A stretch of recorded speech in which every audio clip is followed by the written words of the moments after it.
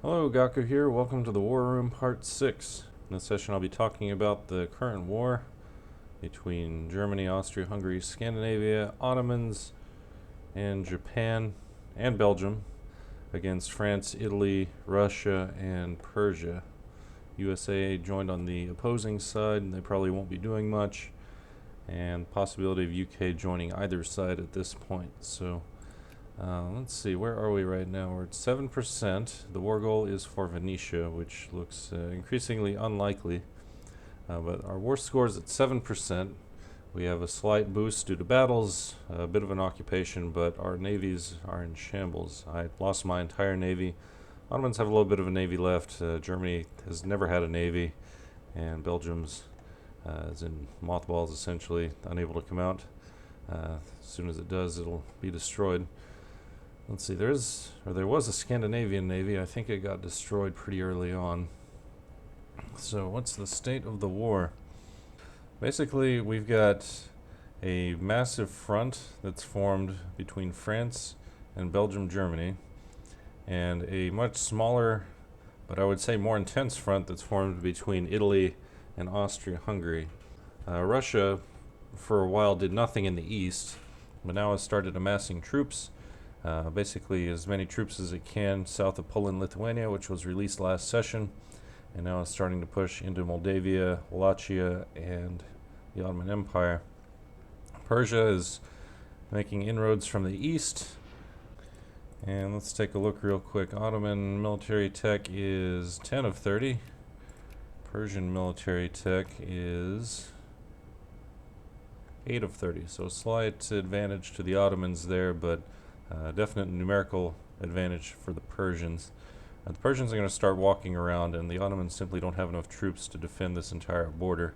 So I imagine the Russians will be pushing with the Persians into the Ottoman Empire. Meanwhile, in the far east, Japan is completely unopposed. There are no Russian troops anywhere nearby, and they probably didn't know this during the game, but what they are doing is slowly sieging all of Russian land. Now, an interesting thing is Japan is not mobilized. So my recommendation for Japan is to mobilize immediately. USA is in this war. I don't see them doing much. I don't see them actually committing troops. It's possible they could, but I don't know what they would stand to gain from it. And I also don't see the US is really that interested in helping either Italy, France, or Russia.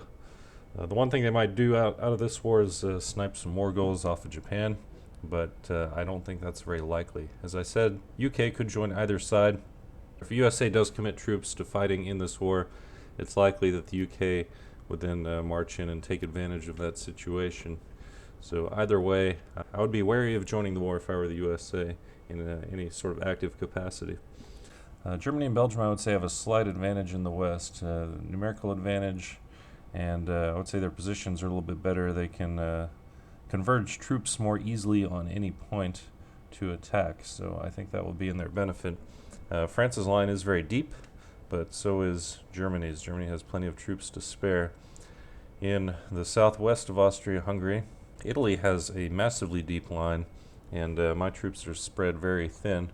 Unfortunately, I don't have all the military techs I need, so a little bit weaker in that regard. Also, as I discovered, I'm a little bit short on defensive generals, which means I need to move my generals around and get them into proper positions. So this will be the first thing I'll do next session. I've got a lot of attack generals, but I can't make any assaults due to poor positioning. So I can't attack into either Trent or Treviso right now due to river crossings and mountain defense bonuses and the capacity of Italy to merge troops everywhere. So Bergamo is also a poor choice, which means basically I can attack into Venice or I can hold the line. Now if I get some good generals into position and get some good hits on Venice, it probably would be worth it, but otherwise I need to simply hold this line. I'm sure this is something Italy is well aware of. Italy managed to land some troops behind me for that reason, and it was a good idea, but unfortunately they lost the dice rolls, and with no way to reinforce their troops, they lost some units there. So for my most active front, that would be in the southeast against Russia.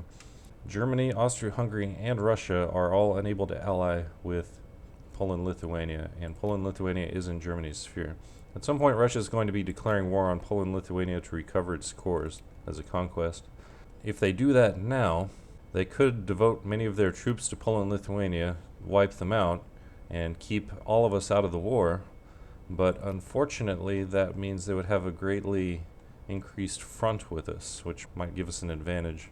Rather than being able to pile all of their troops into one place, they would have to spread them out over this entire area. And given the tech advantage for Germany, I don't think that's going to be in Russia's best interest. On the other hand, if they wait until after the war to declare, at that point, Germany would be able to step in and defend Poland-Lithuania. So I imagine at some point Russia is going to declare a separate war. Now, in the east, with Japan being completely unopposed, this is causing a few problems for Russia, very slowly increasing war exhaustion, but the closer they get to the more populated areas, the more damage they can actually do. So if I were Japan, I'd be mobilizing and sending just about everything I had, minus 1 or 2 stacks in the homeland. I'd be sending everything I had that could possibly siege into Russia to siege this as quickly as possible. Japan has tried to peace out individually with Russia in exchange for some land and concessions, but given the terms of the treaty, I'm highly doubtful that Russia will accept. What are the biggest liabilities from my side? Well, in the southeast, the Ottomans are clearly outnumbered, although their tech is pretty decent. So Russia and Ottomans have equal tech, equal military tech, but the biggest problem here is simply that there's no way to get troops around. So the enemy has full advantage of their navies, whereas our side is unable to do anything. So I'm guessing that Italy, with its deep lines, is probably going to start funneling troops around to various places where we can't really defend against it. They're going to try to knock either the Ottomans or Scandinavia out of the war by landing troops behind the lines and probably going directly for the capitals, which it's just a matter of time. The question is, can we take advantage of that in the meantime? So if Italy moves troops out of Italy, that would be the opportune time to attack, and it's just a question of can we catch it on time. Once we start losing capitals, at that point I would say the war is probably over. From my own perspective, I don't know if this war is going to go very well. At this point, we're fully committed, and if we lose, we stand to lose 40% war score, whatever that happens to be, and my guess is most of that's going to go to Italy, and then immediately after, Russia will be declaring war on Poland-Lithuania, which basically means we're stuck in this war. If the other side agrees to a white peace, we could potentially end it, but otherwise we can't surrender. So it's total war at this point. There's really no other way out. For that reason, I don't see this war ending anytime soon, unless Germany comes to some agreement with Russia, which is possible. But from my own perspective, Italy, on the one hand, they want to be out of this war quickly because their economy is in shambles. On the other hand, they would want this war to drag on because the longer the war goes, the greater the potential that they might actually win. And if they win, then they stand to regain a lot more of their cores, and of course I'd be losing those. The biggest wild cards in this war are Netherlands and Spain. Spain has, throughout this game, been allied with Italy and France. So in the past, Spain has joined wars on their side in order to snipe colonies and the like. This time I don't know if that's going to be guaranteed, but I'm guessing they're going to promise them whatever they want as long as they join in. And if that happens, they've got several more stacks to devote to whichever front they like. Netherlands is not in such a good position. It has 25 brigades total. If they were to join the war, it's likely that the extra German stacks in the back would very quickly overrun the Netherlands and knock them out of the war and or increase our war score. So I don't think that would be very much in the Netherlands' benefit, and there's no way that France, Italy, or anyone else could defend the Netherlands if they joined the war. On the other hand, there's a possibility if Netherlands were to join the war on our side, and that's completely between Netherlands and Germany. Netherlands might join in exchange for promise of a colony, for example. Netherlands might decide to stay neutral. Netherlands might decide to help us with subsidies, that sort of thing. Really, that's kind of up in the air at this point, but Netherlands joining against us is not a huge problem. If they were to join with us, that would be a big help. Spain joining against us is a huge problem if the UK doesn't join on our side, which I'm guessing is pretty unlikely. That being said, USA joining on the enemy side is kind of meaningless. They're not really in any position to do anything. They could ferry a couple of stacks over, but at that point, they're My contributions would be fairly limited at this point. So what do I think is going to happen? I think the French front is going to remain largely unchanged. If we're lucky, Germany and Belgium can push through. If we're not lucky, then this is going to be just a massive troop sink. In the Russian front, I think we're going to slowly win, because I think when it comes to battles, we have both the tech advantage and we've got some really good generals here, especially the Scandinavian ones. So I think we will win here, even though Russians have a definite numerical superiority. In the southeast, with Persia and Russia, I don't see this going very well, but it's highly variable. And the one good thing is that the Ottomans will have full defensive bonuses from the mountains that they're in. So as long as they hold the mountains, I think they might be good there. The problem is Persia could march around them. And if they march around, then the Ottomans would have to break formation to go after them. In the east, if Japan commits to the war fully, I think we will do very well, and I think this would help decide the war in our favor. If they can drive up Russian war exhaustion, I think we might win. In the south with Italy, honestly, I think this is where the war is going to be decided. It might come down to one or two big battles, but every battle that we've had here has changed the war score by about 10 or 15. So there's huge potential here for gains and losses, and it all comes down to the dice rolls. So I've got strong defensive positions in the mountains and the forests. I've got some defensive generals. I need to move them around, but at least I've got some. Italy also has strong defensive positions in Bergamo, Trent, Treviso, and my one chance here, as I'm sure Italy is aware, is to attack into Venice.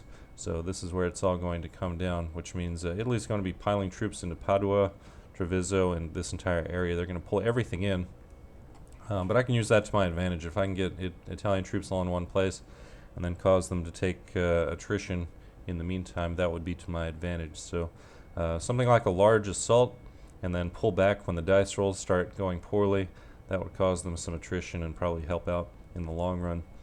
You'll notice that UK is poised to attack, as they've got troops piled on the Russian border. So if they happen to go to war with either Russia or Persia, that's not going to go well for either Russia or Persia.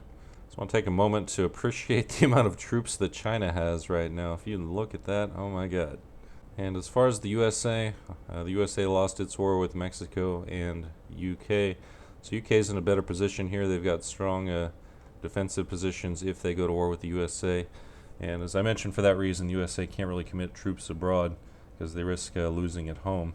Also, they don't have much on the Mexican border, so if Mexico also goes to war with the USA, they're going to be fairly unopposed. Anyone else who would join on their side would also be able to march through fairly easily. So I don't see USA making any big moves. Different people in the war see this going different ways, as I've talked to people.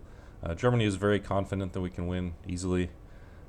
France wants peace one way or another. Fusilier does not want to continue this war. Italy, I think, is a bit biased in this case. I think they want peace, but I don't think they want peace on any terms that anyone else wants.